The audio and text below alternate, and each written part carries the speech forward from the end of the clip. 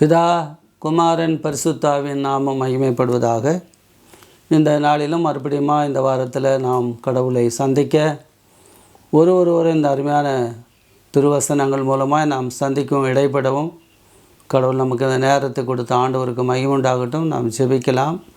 எங்களை நேசித்து நடத்துகிற எங்கள் அன்பு தகப்பனே, பரலோக பிதாவே, உம்முடைய குமாரன் இயேசு நாமத்தினால இந்த அருமையான நாளிலும் இந்த தொலைத்தொடர்புகள் மூலமாக கடவுளை நாங்கள் தூரத்துக்கும் சமீபத்தமான கடவுள் மூலமாக ஆண்டவரை சந்திக்கவும் வார்த்தைகள் மூலமாக உண்மை நாங்கள் அறிந்து கொள்ளவும் ஒரு புது ஐக்கியத்தையும் ஜெபக்குழுவும் எங்களுக்கு கொடுத்த தேவனே உமக்கு நாங்கள் நன்றி செலுத்தி இந்த வேலையில் இறங்கியறலும் எங்களோடு கூட இடைப்படும் பேசும் அடியானை நீர் மறைத்து வெளிப்படும் பிள்ளைகளை சந்தி ஆசீர்வதியம் இயேசு ரட்சக நாமத்தில் ஜெபிக்கிறோம். ஜீவனுள்ள நல்ல பிதாவே, ஆமேன். கர்த்தருக்கு மகிமை உண்டாவதாக. விசேஷமாக வருகிற காலங்களில் நாம் இந்த எபிரேய புஸ்தகத்திலிருந்து கடவுளுடைய வார்த்தைகளை நாம் தியானிக்கலாம். விசேஷமாக இந்த எபிரேய புத்தகத்தில் நாம் பார்க்கும் பொழுது பழைய ஏற்பாட்டின் புத்தகங்கள் அல்லது இஸ்ரவேலுடையருடைய வாழ்க்கையின் வரலாற்றிலே ஏறக்குறைய 80 காரியங்களை இந்த எபிரேய புத்தகமானது குறிப்பிடுகிறது.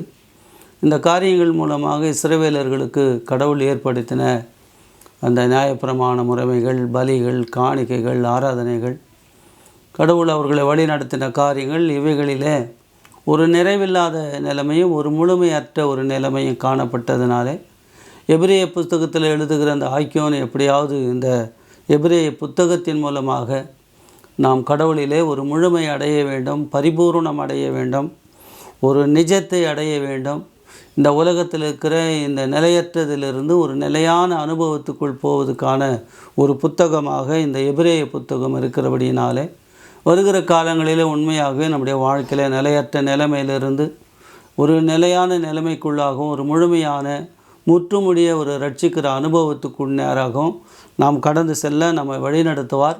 அந்த நம்பிக்கையோடு கூட நாம் இந்த நாளில் எபிரேயர் புஸ்தகம் 10ஆம் அதிகாரத்தின் 1வது வசனத்தை நான் வாசிக்கிறேன். இப்படி இருக்க நியாயப்பிரமாணமானது வரப்போகிற நன்மைகளின் பொருளாயிராமல் அவைகளின் நிழலாய் மாத்திரம் இருக்கிறபடியால் வருஷந்தோறும் இடைவிடாமல் செலுத்தப்பட்டு வருகிற ஒரே விதமான பலிகளினாலே அவளை செலுத்த வருகிறவனை ஒரு காலம் பூரணப்படுத்தாது. அப்படியானால் இந்த எபிரேய புத்தகத்தில் ஏற்படுத்தப்பட்ட அநேக காரியங்கள் என்கிறது ஒரு பூரணப்படுத்தாத, முழுமை இல்லாத, ஒரு நிஜமற்ற ஒரு நிலைமைகளிலே இஸ்ரவேல் மக்கள் காணப்பட்டார்கள்.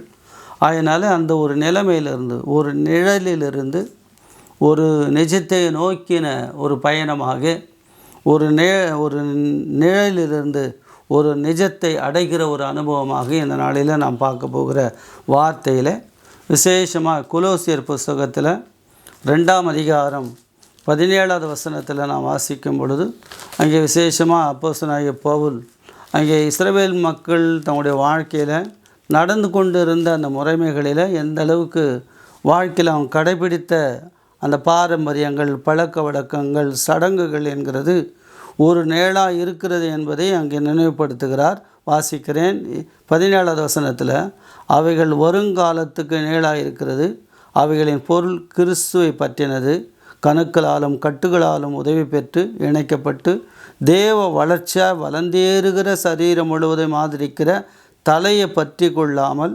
மாயான தாழ்மைக்கும் தெய்வ தூதர்களை பணிந்து கொள்ளுதலுக்கும் இப்பேற்பட்ட சடங்குகளுக்கும் வழிபாடுகளுக்கும் உரியவைகளாக இருக்கிறது என்று சொல்லி முதலாவது நிழலாக இருந்து மக்களை வழிநடத்தி கொண்டு இருந்தது பாரம்பரியங்கள், பழக்க வழக்கங்கள், சடங்குகள் என்பதை குறித்து நாம் பார்க்கிறோம்.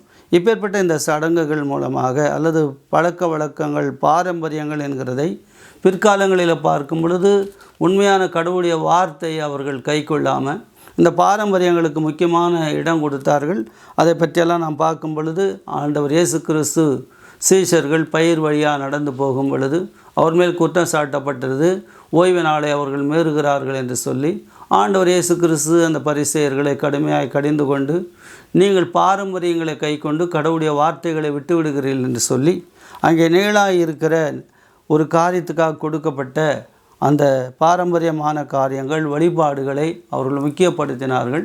ஆனால் அவைகள் நிஜமல்ல, ஒரு ஒரு நிஜமாக வரப்போகிற இயேசு கிறிஸ்துவுக்கு ஒரு அடையாளமாக இருக்கிறது என்பதை அவர்கள் உணராமல் வழிபாடுகளை மாத்திரமே முக்கியப்படுத்தினார்கள். இன்றைக்கும் சபைகளில் அநேக இடங்களில் உண்மையான ஒரு தொழுகை, உண்மையான ஒரு கடவுளுடைய வார்த்தை, ஒரு ஆவிக்குரிய அனுபவங்களை விட்டுவிட்டு அநேக பழக்க வழக்கங்களையும் சம்பிரதாயங்களையுமே முக்கியப்படுத்தி அதுக்கான மக்களாக வாழ்கிறார்கள். அப்பேற்பட்ட பாரம்பரிய மக்களாகவே இன்றைக்கும் திருச்சபைகளில் நடந்து கொள்கிற காரியங்கள் இருக்கிறபடினால இந்த பாரம்பரியங்கள், பழக்க வழக்கங்கள், இந்த சடங்குகளை விட்டு உண்மையான ஒரு தொழுகைக்கு நேராக நாம் வர வேண்டும் என்பதை அதே கொலோசியர் புஸ்தகத்தில் 12-13 வசனத்தில் நான் வாசிக்கும் போது, ஞானஸ்தானத்தினாலே அவரோடு கூட அடக்கம் பண்ணப்பட்டவர்களாகவும் அதிலே அவரை மரித்தோர்ந்து எழுப்பின தேவனுடைய செயலின் மேலுள்ள விசுவாசத்தினாலே அவரோடு கூட எழுந்தவர்களாம் இருக்கிறீர்கள். உங்கள் பாவங்களினாலேயும் உங்கள் மாம்ச விருத்த சேதனம் இல்லாமையினாலேயும் மரித்தவர்களாக இருந்த உங்களையும் அவரோடு கூட உயிர்ப்பித்து அக்கிரமங்கள் எல்லாவற்றையும் உங்களுக்கு மன்னித்தார் என்று சொல்லி, அங்கே பாரம்பரியமான இருக்கிற அந்த காரியங்களிலிருந்து அவர்கள் விசுவாசமுள்ள ஒரு வாழ்க்கைக்கு ஞானஸ்தானத்தின் மூலமாக நிஜமான ஒரு வாழ்க்கைக்கு திரும்புவதை குறித்து சொல்லுகிறார். அதிலே தான் அந்த கொலோசியர் 2:14-15 குடும்பம் நமக்கு எதிராக இருக்கிற அந்த கையெழுத்தை கடவுள் குலைத்து ஆணி அடித்து அந்த பாரம்பரியத்திலிருந்து கடவுள் நம்மை கிறிஸ்துவுக்குள்ளான வாழ்க்கைக்குள்ளாக நாம் அழைத்திருக்கிறார் என்பதை குறித்து சொல்லுகிறார். மார்ட்டின் லூத்தர் அவர்களை கூட நாம் பார்க்கும் பொழுது அந்த பாரம்பரியமான ஒரு காரியங்களிலே விசேஷமாக ஆதி சபையானது இருந்தபடியினாலே அவைகளை அவர் எதிர்த்து பாரம்பரியமாக இருக்கிற அந்த படிகளின் மேல் அவர்கள் முழங்காலில் நடக்கிறது, பாவங்களுக்காக காணிக்களை செலுத்துகிறது, சில காரியங்களில் அவர்கள் தவறான அந்த நடக்கைகள் எல்லாம் அவர் நடந்து கொண்டு இருந்தனாலே மார்ட்டின் லூத்தர் அவர்கள் அதை கடுமையாக எச்சரித்து, இந்த பாரம்பரியமான சடங்குகள் என்கிறது ஒரு உண்மையான ஒரு நிலைக்கு நம்மை அழைத்து செல்லாது, இந்த பாரம்பரியங்களை விட்டுவிட்டு இந்த சடங்குகளை விட்டு நாம் கடவுளுக்குள்ளாக கடந்து வர வேண்டும் என்கிறதை அவர் விசேஷமாக அவர் அதிகமாக எதிர்த்து அவைகள் மத்தியிலே அவர் அங்கே அந்த சடங்காச்சாரமாக நடந்து கொண்டிருக்கிற ஒரு மத தலைவராய் மார்ட்டின் லூத்தர் இருந்த பிறகு அவைகளை எதிர்த்து அதன் பிறகு அவர் ஆண்டவரிடத்தில் திரும்பின ஒரு காரியத்தை அங்கே நாம் பார்க்கிறோம். அப்படி அவர் இந்த பாரம்பரியமான ஒரு காரியத்திலிருந்து விடுதலை பெற்றவராக ஞானஸ்தானம் பெற்று சபையில் அவர் உட்காரும் பொழுது அங்கே சாத்தானானவன் அவருக்கு எதிரில் நின்று, மார்ட்டின் லூத்தர், நீ இப்பொழுது சடங்காச்சாரத்திலிருந்து பாவத்திலிருந்து நீ விடுதலையாக்கி விட்டாயா என்ற கேள்விக்கு ஆண்டவரிடத்தில் மார்ட்டின் லூத்தர் அங்கே முழங்கால் படிட்டு, ஆண்டவரே, நான் விசுவாசிக்கிறேன், விசுவாசத்தினாலே நான் நீதிமானாக்கப்பட்டிருக்கிறேன், இந்த பாரம்பரியங்கள் என்னை ரட்சிக்காது, ஆண்டவரே விசுவாசிக்கிறேன் என்று சொல்லி ஆண்டவத்தில் கேட்கும் பொழுது, ஆண்டவரே நான் பாவி என்று சொல்லி சாத்தான் என்னை குற்றம் சாட்டுகிறான் சொல்லும் பொழுது, இந்த கொலோசியர் புஸ்தகத்தை தான் அந்த 2:14 தான் கடவுள் அங்கே சாத்தான் மார்ட்டின் லூத்தருடைய பாவங்களை எல்லாம் அந்த பலகையில் காண்பிக்கும் பொழுது ஆண்டவர் அவைகள் மேல் ஒரு கோட்டை போட்டு இவைகளெல்லாம் ஆணி எடுத்து இவைகள் மேல் நீ வெற்றி சிறந்திருக்கிறாய் என்று சொல்லி பாரம்பரியங்களிலிருந்து எப்படி நம்ம கடவுளுடைய பிள்ளைகளாக மாறுகிறோம் என்கிற சொல்லுகிறார். அதே போல் கலாத்தியர் புஸ்தகங்களில் கூட பார்க்கும்போது சிறு பிள்ளையாக இருந்த காலத்தில் எப்படி அடிமைகளாக இருந்தோம், சுபாவப்படி நாம் வாழ்ந்து கொண்டு இருந்தோம் என்பதையும், அந்த சுபாவத்திலிருந்து பாரம்பரியத்திலிருந்து நாம் வெளியே வருகிறோம். இதுதான் உண்மையாக பாரம்பரியம் என்கிறது நிழலாக இருக்கிறது, நிஜம் என்கிறது உண்மையான விசுவாசம், மனம் திரும்புதலாக இருக்கிறது என்பதை நாம் பார்க்கிறோம். இன்றைக்கி வாசித்த இந்த எபிரேயர் புஸ்தகம் 10ஆம் அதிகாரம் 1வது வசனத்தில் கூட நான் வாசித்த பகுதியில் விசேஷமாக எப்படி அந்த நிழலாக இருக்கிற காரியம் என்கிறது இருக்கிறது என்பதையும், அந்த நிழலிலிருந்து நாம் எப்படி நிஜத்துக்கு திரும்ப வேண்டும் என்பதை குறித்து இந்த எபிரேயர் 10:1 கூட நாம் பார்க்கும் பொழுது, இப்படி இருக்க நியாயப்பிரமாணமானது அங்கே வரப்போகிற நன்மைகளின் பொருளாக இராமல் அவைகளின் நிழலாக இருக்கிறது என்றையும், அங்கே இந்த நியாயப்பிரமாணம் என்கிறது ஒரு நிழல் என்பதையும், அதன் பிறகு அந்த நிழலில் இருக்கிற நாம் நிஜமாக இருக்கிற ஆண்டவரிடத்தில் திரும்ப வேண்டும் என்பதையும் குறித்து குறிப்பிடுகிறார். அதை பற்றி நாம் இந்த எபிரேயர் புஸ்தகத்தில் அதிகமாக நாம் பார்க்கும் பொழுது, எபிரேயர் புஸ்தகம் 10:8-10 நான் வாசிக்கிறேன். அதில் நான் பார்க்கும்போது, நியாயப்பிரமாணத்தின்படி செலுத்தப்பட்டு வருகிற பலிகளை குறித்து மேற்சொல்லியபடி பலியையும் காணிக்கையும் சர்வாங்க தகன பலியும் பாவ நிவாரண பலியும் நீர் விரும்பவில்லை, அவைகள் உமக்கு பிரியமானதல்ல என்று சொன்ன பின்பு, தேவனே, இதோ உம்முடைய சித்தத்தை செய்ய இதோ வருகிறேன் என்று சொன்னார். இரண்டாவதை நிறுத்துவதற்கு முதலாவதை நீக்கி போட்டார். அப்படியானால் நியாயப்பிரமாணம் என்கிறது ஒரு நிழலாக இருக்கிறது. குறிப்பிட்ட கால வரையிலும் அது நம்மை வழிநடத்தக்கூடிய ஒன்றாக இருக்கிறது. அல்லது நியாயப்பிரமாணத்தின்படி செலுத்தப்பட்டுகிற பலிகள் அங்கே மனிதனை பூரணப்படுத்தவில்லை. அல்லது ஒரே விதமான பலிகளை மறுபடியும் மனிதன் செலுத்தி வருகிறதுனாலே அவனுடைய வாழ்க்கையில் ஒரு மாற்றமில்லாத ஒரு நிலைமை இருந்தபடியினாலே அங்கே விசேஷமாக நாம் பார்க்கும் பொழுது அந்த பலியினாலே, அந்த நியாயப்பிரமாண பலியினாலே முழுமையாக்கப்படாத ரட்சிக்கப்படாத மனிதனை ரட்சிப்பிக்கிறதுக்காக நிஜமாக இருக்கிற இயேசு கிறிஸ்து நானே வருகிறேன் என்று சொல்லி பலியாக இருக்கிற மிருகத்தினுடைய பலி அல்ல, பலியாக நானே வருகிறேன் என்று சொல்லி தம்மையே அவர் பலியாக ஒப்பு கொடுக்கிறதை நாம் பார்க்குறோம். கலாத்தியர் புஸ்தகத்தில் நாம் படிக்கும் பொழுது 3ஆம் அதிகாரம் 24வது வசனத்தில் நாம் வாசிக்கும்போது, கலாத்தியர் 3ஆம் அதிகாரம் 23வது வசனத்தை நான் வாசிக்கிறேன். 3ஆம் அதிகாரம் 3:23, ஆதலால் விசுவாசம் வருகிறதுக்கு முன்னே வெளிப்படப் போகிற விசுவாசத்துக்கு ஏதுவாக நாம் அடைக்கப்பட்டவர்களாய் நியாயப்பிரமாணத்தின் கீழ் காவல் பண்ணப்பட்டு இருந்தோம். இவ்விதமாக நாம் விசுவாசத்தினாலே நீதிமான்கள் ஆக்கப்படுவதற்கு நியாயப்பிரமாணம் நம்மை கிறிஸ்துவனிடத்தில் வழி நடத்துகிற உபாத்தியாக இருக்கிறது, வழிகாட்டியாக இருக்கிறது. அப்போ வழிகாட்டி என்கிறது, வழிகாட்டியாக இருக்கிற நியாயப்பிரமாணம் என்கிறது நிஜமல்ல, அது நிழலாக இருக்கிறது. குறித்த காலத்துக்கு பிறகு அந்த நியாயப்பிரமாணம் நம்மை எங்கே வழி நடத்துகிறதுன்னு சொன்னால் கிறிஸ்துவனிடத்தில் வழி நடத்துகிறது. அல்லது கிறிஸ்து நம்மை நிஜமாக்குகிற ஒருவராய் இருக்கிறார் என்று சொல்லி குறித்த காலம் வரையிலும் நியாயப்பிரமாணத்தின் நிழலில் இருந்திருக்கிறோம். நியாயப்பிரமாணத்தின் வழிகாட்டுதலின்படி இருந்திருக்கிறோம். வழிகாட்டி எப்படி குறித்த காலத்தில் நின்று விடுகிறானோ அதன் பிறகு அங்கே நிஜமாக இருக்கிற இயேசுவை நோக்கி பயணிக்கிறோம். இதுதான் உண்மையாகவே இந்த எபிரேய புஸ்தகத்தில் நாம் படிக்கிற புஸ்தகத்திலும் கலாத்தியர் போன்ற புத்தகங்களிலும் முக்கியமான செய்தியாக பவுல் கொடுக்குற காரியம் சொன்னால், நியாயப்பிரமாணம் நிரந்தரமானதல்ல, நிஜமானதல்ல, அது நம்ம முற்றுமுடிய ரட்சிக்கக்கூடியதல்ல, அது குறித்த காலம் வரையில் இருந்தது. இப்பொழுது நம்மை ரட்சிக்கக்கூடிய, நம்மை முற்றுமுடிய ரட்சிக்கக்கூடிய இயேசு கிறிஸ்துவனிடத்தில் வந்திருக்கிறோம்.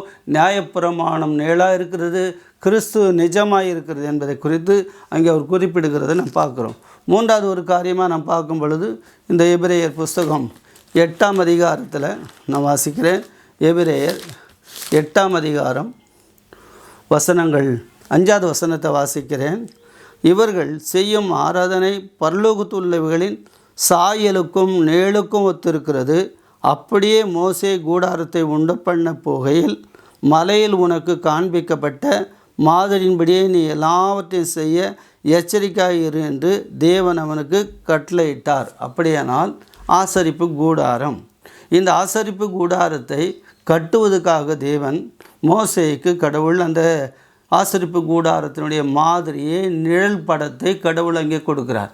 இந்த நிழல் படமானது நாம் பார்க்கும் பொழுது அது நிழல், அல்லது ஆசரிப்பு கூடாரத்தை மோசே கட்டினாலும் கூட அது நிலையானதல்ல, அது நிரந்தரமானதல்ல. ஏனால் நிலையானது எங்கே இருக்குது சொன்னால் பரலோகத்தில் இருக்குது. அந்த பரலோகத்துக்கு சாயலாக இருக்கிற கூடாரத்தை தான் இங்கே மோசே மலையில் காண்பிக்கப்பட்ட அந்த மாதிரியின்படி அங்கே கட்டுகிறான்.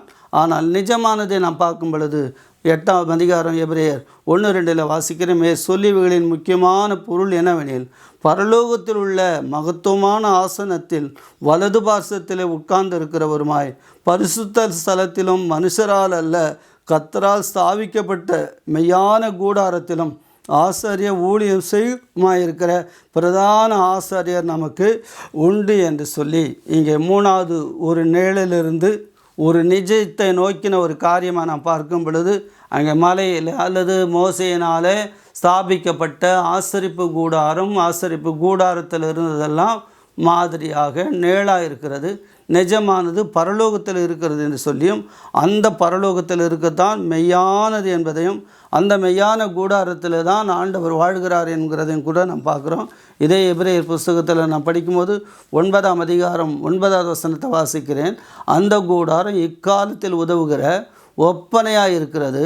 அதுக்கேற்றபடி செலுத்தப்பட்டு வருகிற காணிக்கைகளும் பலிகளும் ஆராதனை செய்கிறவருடைய மனசாட்சியை பூரணப்படுத்தக்கூடாதவைகள் என்று சொல்லி இந்த பூமியில் இருக்கிற கூடாரங்கள் நேளாக இருக்கிறதெல்லாம் நம்மை பூரணப்படுத்தாது என்பதையும், நம்மை பூரணப்படுத்துகிறது என்கிறது பரலோகத்தில் இருக்கிறவர், பரலோகத்தில் இருக்கிற வீட்டில் பரலோகத்தில் வந்த ஆண்டவர் இயேசுவே நம்மை முழுமையாக ரட்சிக்கக்கூடிய, நம்மை காப்பாற்றக்கூடிய ஒரு கடவுள் என்பதை விசேஷமாக நம்ம பார்க்குறோம்.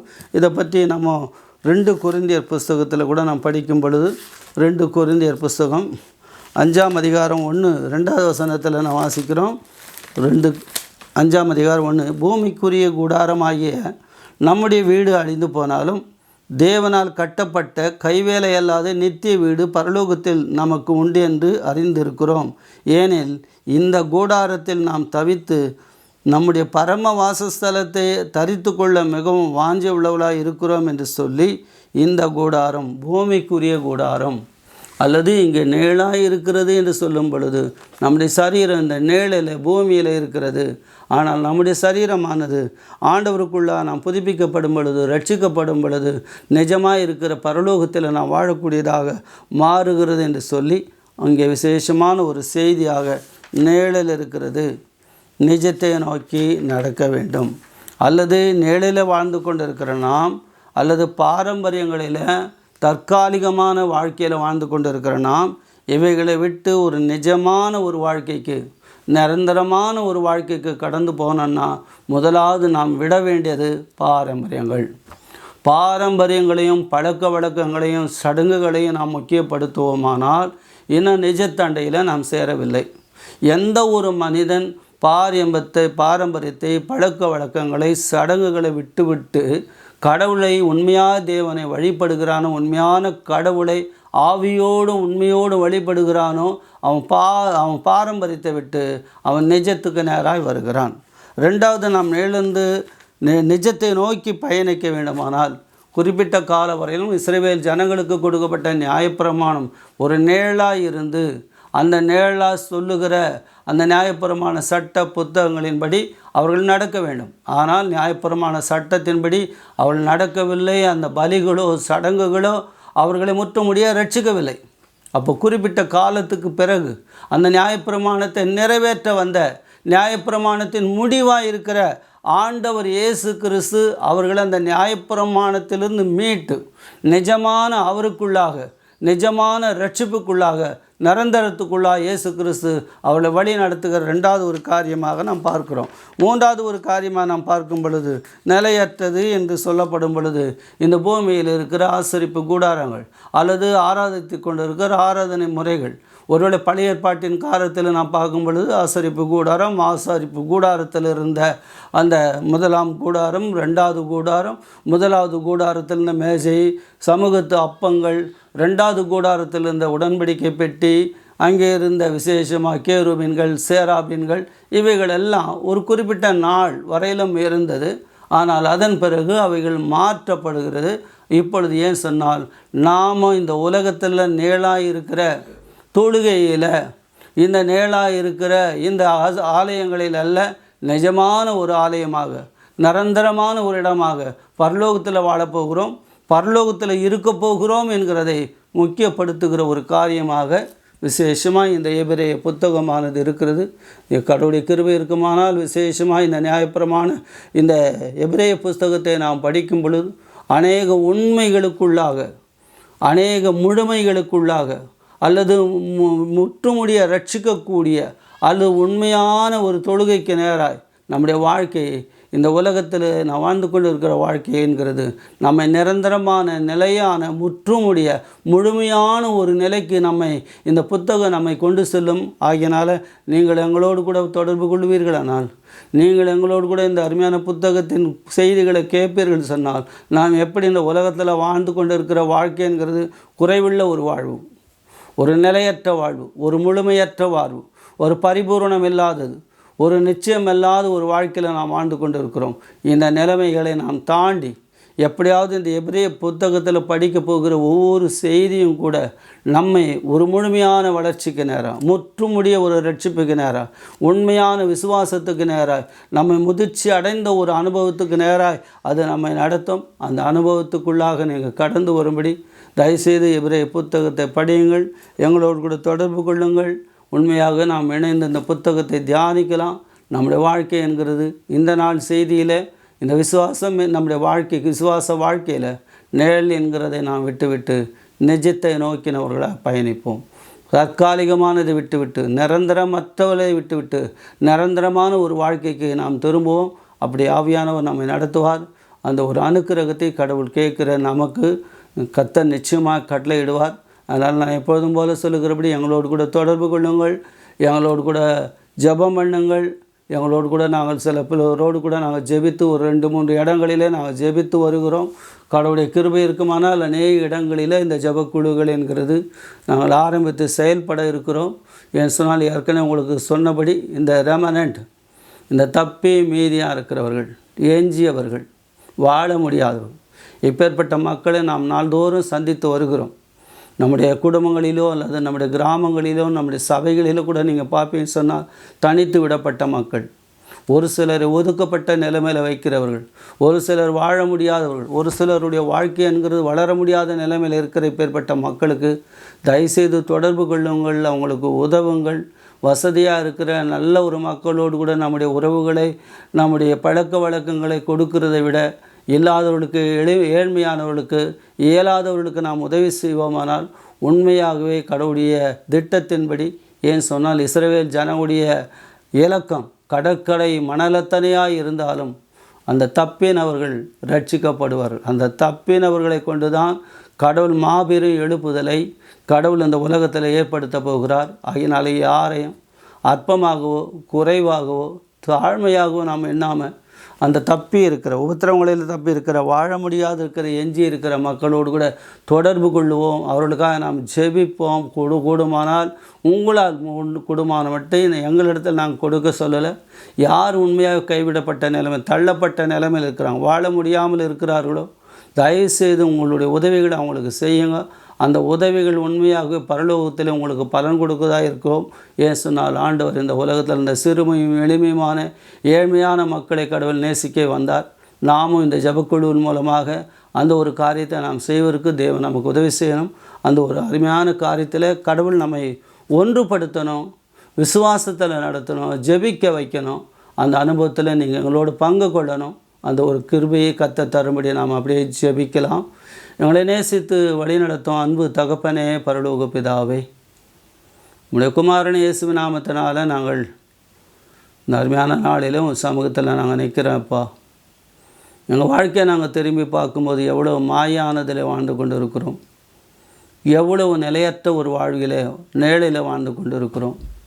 இன்னும் எங்களுடைய வாழ்க்கையில் ஒரு நிஜத்தை நோக்கிய ஒரு முழுமையான முற்றுமுடிய வளர்ச்சி அடைந்த ஒரு பரிபூரண நிலை இல்லை என்பதை நீர் அறிவி. அப்பேற்பட்ட நிலையில் இருக்கிற எங்களுடைய வாழ்க்கையில் எப்படி ஆண்டவரே நீர் சொல்லும் பொழுது இந்த விதைக்கிறவனுடைய விதையில் 30, 60, 100மான அந்த பலன் கொடுக்கறதுல முழுமை அடைந்த 100 மடங்கானது ஆண்டவரே எப்படி சேர்க்கப்படுகிறதோ அதே போல் குறைவாக இருக்கிற 30, 60ஆனதும் குறிப்பிட்ட கால வரையிலும் அது கைவிடப்பட்டது போல காணப்படும்.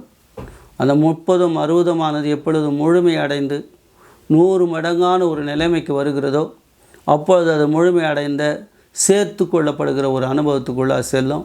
அப்படியே எங்களுடைய வாழ்க்கையில் இன்னும் வளர்ச்சி அடையாத, முதிர்ச்சி அடைந்த, முழுமை இல்லாத எங்கள் வாழ்க்கைகளை வளர்ந்து நாங்கள் முழுமையான முற்றுமுடிய ரட்சிக்கப்படுகிற ஒரு நிலைமைக்கு கடந்து போக எங்களுக்கு உதவி செய்யும். எங்களோடு கூட ஆண்டவரே இந்த வார்த்தைகள் வழியாக தொடர்பு கொள்ளுகிற, எங்களை நினைவு கூறுகிற, ஜெபிக்கிற பிள்ளைங்க, அவங்க குடும்பங்கள், அவங்க சபைகளை கத்தர் கோடி ஆசீர்வதியும். தொடர்ந்து நாம மகிமைப்படட்டும்.